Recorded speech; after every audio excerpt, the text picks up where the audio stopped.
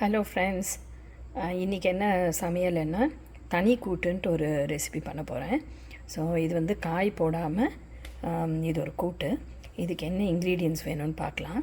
Fry பண்ணுறதுக்கு ஒரு 3-4 red chillies, அப்புறமா கொஞ்சம் டாமரின், உளுத்தம்பருப்பு, கடலப்பருப்பு, தனியா, தேங்காய், அப்புறம் தாளிக்கிறதுக்கு கடுகு, உளுத்தம்பருப்பு, கடலப்பருப்பு, பெருங்காயம், கருவேப்பிலை, அப்புறம் அதர் இன்க்ரீடியன்ட்ஸ் வந்து கொஞ்சம் வெல்லம், சால்ட் அண்ட் டர்மரிக் பவுடர், அப்புறம் நல்லெண்ணெய்.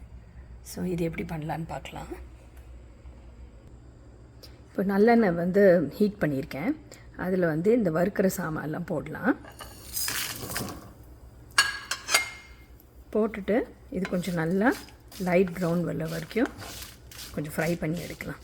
ஓகே, நீங்கள் புளி வந்து எக்ஸ்ட்ராக்டாக கூட பண்ணி ஊற்றலாம். ஆனால் நான் எப்போவுமே வந்து இது கொஞ்சம் ஈஸியாக இருக்குது இந்த மெத்தடுன்ட்டு நான் இப்படியே ஃப்ரை பண்ணிவிட்டு எல்லாம் கிரைண்ட் பண்ணிவிடுவேன். ஓகே, இது ரொம்ப ஒரு டேஸ்டியான கூட்டு.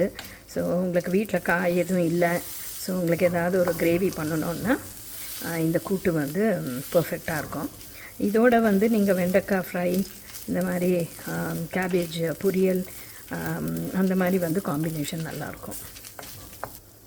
இது நல்லா ஃப்ரை ஆகிடுச்சு.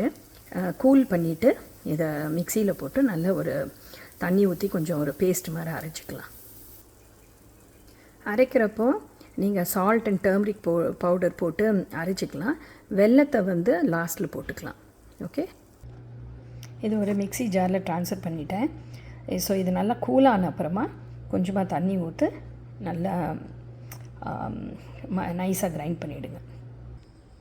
இதை பாருங்கள், இப்படி நல்லா ஸ்மூத்தாக திக் பேஸ்ட்டாக கிரைண்ட் பண்ணிட்டேன். இப்போ தாளிக்கலாம்.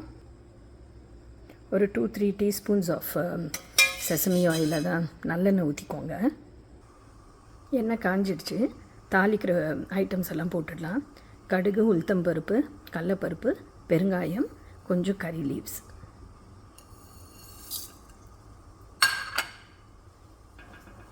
நல்லா ஃப்ரை பண்ணுங்கள்.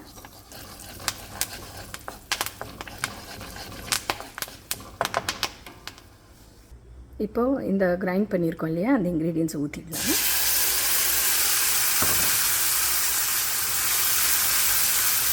மிக்ஸ் பண்ணுங்கள். ரொம்ப தண்ணி ஊற்ற வேணாம். மிக்சியை வந்து இந்த மாதிரி வாஷ் பண்ணிவிட்டு அந்த தண்ணி மட்டும் தான் ஊற்றுறேன். இந்த கிரேவி வந்து கொஞ்சம் திக்காக இருக்கணும், அதனால் வந்து ரொம்ப தண்ணி ஊற்றாதீங்க. ஸோ இது நல்லா மிக்ஸ் பண்ணிவிட்டு திக்காகிற வரைக்கும் கொஞ்சம் வெயிட் பண்ணலாம். கூட்டு ரெடி ஆகிடுச்சு. அந்த எண்ணெயெல்லாம் பிரிஞ்சு வந்துடுச்சு இல்லையா. ஸோ இப்போ ஆஃப் பண்ணிடலாம். ஆஃப் பண்ணிவிட்டு வெல்லமும் இந்த கருவேப்பிலையும் போட்டுடுங்க. மிக்ஸ் பண்ணிவிடுங்க நல்லா. ஸோ உங்கள் தண்ணி கூட்டு ரெடி ஆகிடுச்சு. இது இன்னும் கொஞ்சம் திக்காக வேணும்னா கூட நீங்கள் சுண்ட வைக்கலாம். பட் நான் இப்படியே எடுத்துகிட்டு போகிறேன். Okay,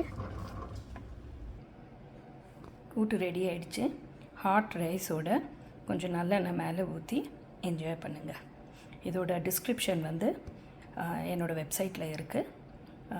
www.sailajakitchen.org. நான் கமெண்ட்ஸ்லேயும் வந்து இதோட அளவு எல்லாமே அதில் போடுறேன். Okay, bye and have a nice